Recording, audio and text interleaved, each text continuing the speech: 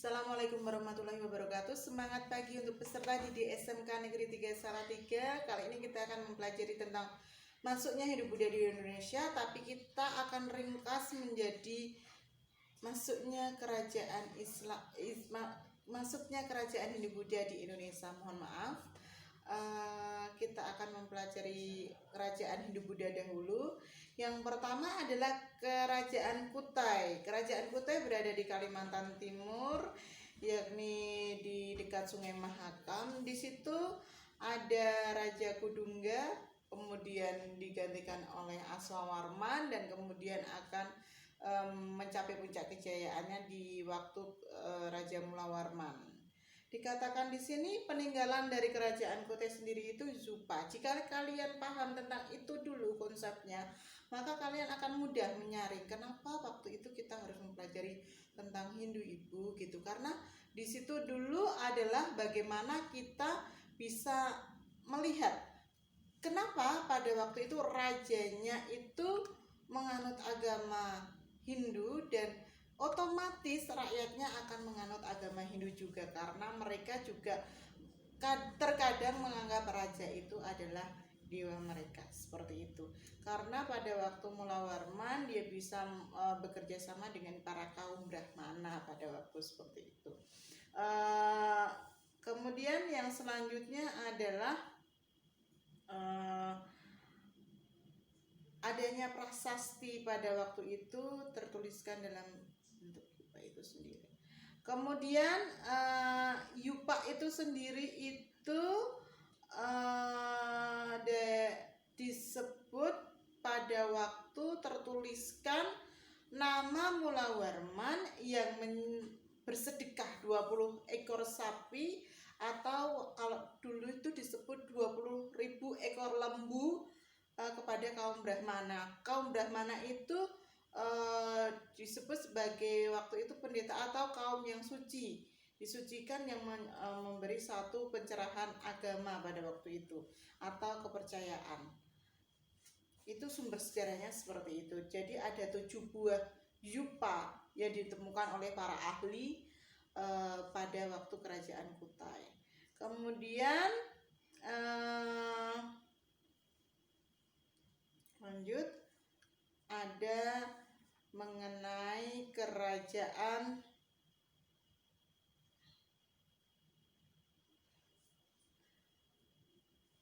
Tarumanegara. Nah, Tarumanegara itu masih kita mempelajari mengenai agama Hindu ya, karena Tarumanegara itu juga menganut agama Hindu pada waktu itu.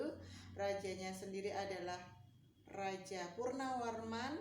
Kemudian Purnawarman itu sendiri ada ditemukan 7 buah prasasti juga, dan 4 ditemukan di Bogor, kemudian 1 di Jakarta, 1 di Lebak, dan yang lain sebagainya, membuktikan Tarumanegara dibangun oleh Raja Guru Jaya Singawarman. Raja Guru Jaya Singawarman itu ada di sekitar Sungai Gomatri yang kita kenal sebagai wilayah Bekasi. Nah, kemudian kita bisa melihat nantinya di yang sudah Ibu jelaskan di channel YouTube Nggi Sofia pada waktu itu melalui PowerPoint, ada prasasti kebun kopi. Nah, prasasti kebun kopi itu ditemukan di Bogor, ya kan? Itu menceritakan mengenai telapak kaki yang dikatakan kenapa disebut seperti kaki gajah, karena besarnya Raja Purnawarman yang merupakan seolah-olah satu-satunya raja yang bisa menenteramkan, mensejahterakan rakyat-rakyatnya pada waktu itu sebagai penguasa Taruma. Kemudian ada prasasti Tugu. Nah, prasasti Tugu itu ditemukan di desa Tugu sesuai dengan desanya biasanya. Kemudian dijelaskan juga di situ bahwa gagasan dalam prasasti itu untuk digali menjadi sebuah sungai itu adalah agar tidak mengalami suatu bencana banjir yang sering terjadi dan bisa mengatasi kekeringan di musim penghujan sehingga bisa membendung sungai pada waktu itu Sungai Gomati untuk kesejahteraan rakyatnya. Nah, kemudian ada prasasti Cidanghyang atau disebut prasasti muncul pada waktu itu. Artinya di sini adalah bagaimana keperkasaan Raja Purnawarman untuk menaklukkan raja-raja di sekitarnya. Itulah hebatnya Raja Purnawarman pada waktu itu. Yang disebut dengan prasasti Ciarunten adalah di mana Raja Purnawarman ini memiliki satu dia diibaratkan ada telapak kaki Dewa Wisnu. Dia diibaratkan sebagai Dewa Wisnu, ya kan, dewa alam. Bagaimana dia bisa menjadi suatu raja yang gagah berani untuk melindungi rakyat di Tarumanegara. Kemudian ada prasasti Muara Cianten ya. Prasasti Muara Cianten ini ditemukan di Pasir Muara, di tepi sawah. Dan dalam prasasti Muara Cianten ini dikatakan adalah bagaimana Raja Purnawarman ini memiliki satu kekuatan dalam memberikan suatu ketentraman juga bagi rakyatnya. Kemudian ada Pasir Awi yang diibaratkan di situ sebagai bentuk gambar dahan dengan beberapa dedaunan sebagai gambar telapak kaki raja. Kemudian ada prasasti-prasasti lain yang ditemukan untuk memperjelas adanya kerajaan Tarumanegara. Kemudian kita akan mempelajari mengenai silsilah Tarumanegara yang sudah Ibu share di dalam PowerPoint, dan kehidupan sosial dari Raja Tarumanegara itu sendiri.